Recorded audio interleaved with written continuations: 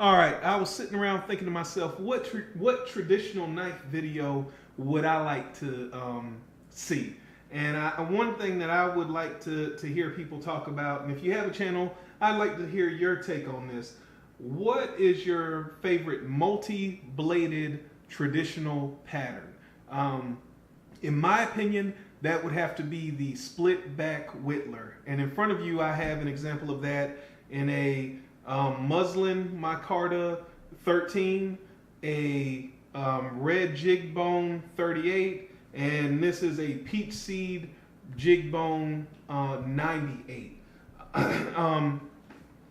This has to be my favorite pattern simply for the fact that it's very intricate to me. It seems like it's a pattern that takes time and patience, and it really takes a craftsman to build a knife like this. This is not a knife that could just be cranked out on some high level production factory floor. This is a knife that requires a steady hand. This is a knife that requires someone with passion and care for their job. This is a knife that has to almost be babysat from the beginning of the process to the end of the process. And I've shown this knife in one of my previous videos, but I'll show it to you in this video here.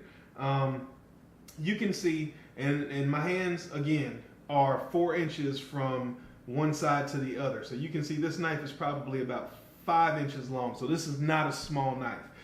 However, I picked this knife up because I think this is the easiest way to show you exactly what I'm talking about. First of all, you can see here that that main blade, this clip point blade, goes well past the blade tangs of these two secondary blades. And yeah, it's a little bit crooked in there, but it does not rub. I mean, think about that. What manufacturer that you can think of could make a knife by hand on 100-year-old machinery with 3 blades on 2 springs that merge into one and a blade that goes all the way past the tangs of that other blade, and there be no blade rub? We complain about centering with moderns. That's our biggest complaint. The blades, they can't even get the blades centered in a huge blade well relative to what we're talking about here. So back to this though. You can see there is a brass, this center brown line, there's a brass shim. And you can see here you start off with 2 back springs, one on either side, and that merges into one. Now, traditionally, from my understanding, a whittler is technically a knife that has 1 blade on one end of a knife and then 2 blades on the opposite end of said knife. So this technically, from my understanding, is the definition of a whittler. And you can see here, again, I use my knives, so you can see there's lots of patina, as we call it in the knife community. But you can see that this large blade, and I'll try to get it focused for you. This large blade rides on a single spring. So I'm just gonna close everything up real quick. This large blade rides on a single spring on one end, or 2 springs that were made to be one on one end. So you get a really nice firm pull here. I'm going to zoom out some so it's a little bit better.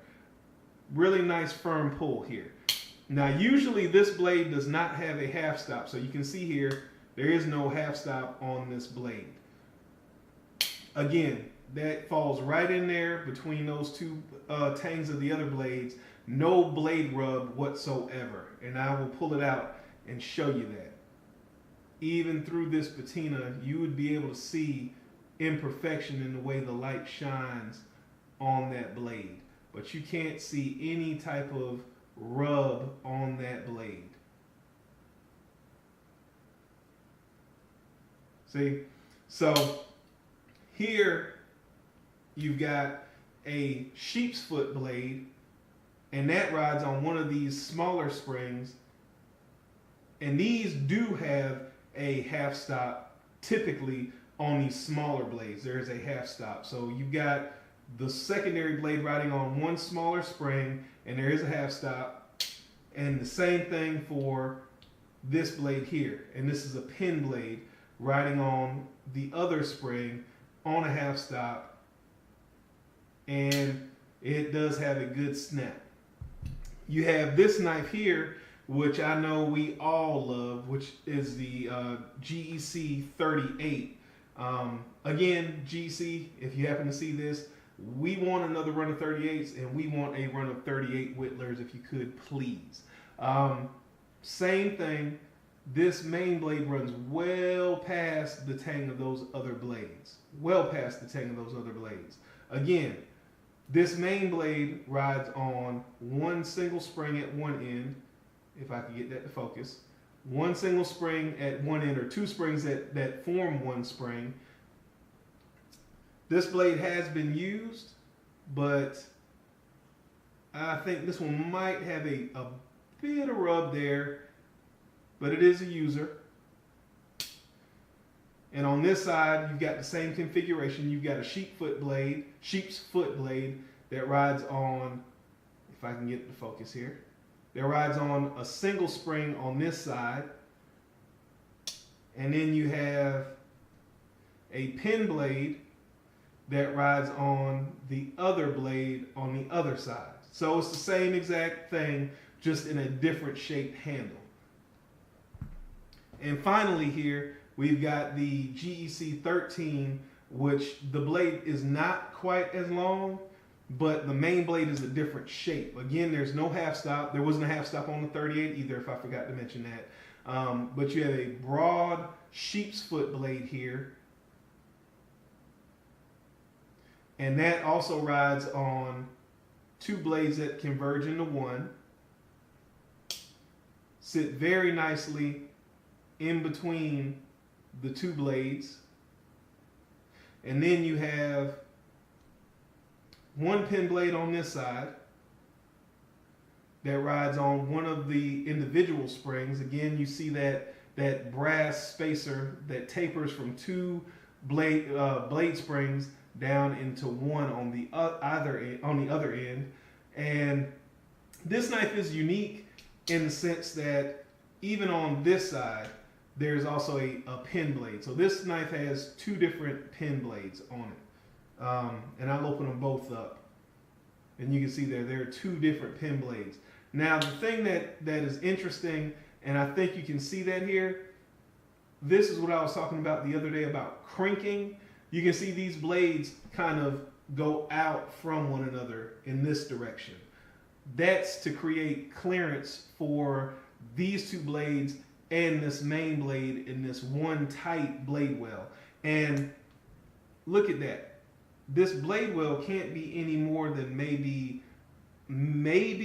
a quarter of an inch, probably a little bit under, and it fits not only one blade, but it fits two other blades in there as well.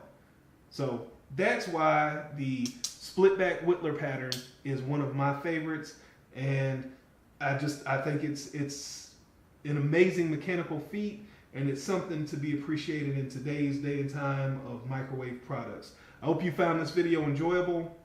I hope you found some information in this video that could help you as you grow to know and to like the different types of traditional knives. Please, by all means, comment below or make a video on what is your favorite multi-bladed traditional knife pattern. And I look forward to seeing you guys in the next video. Thank you.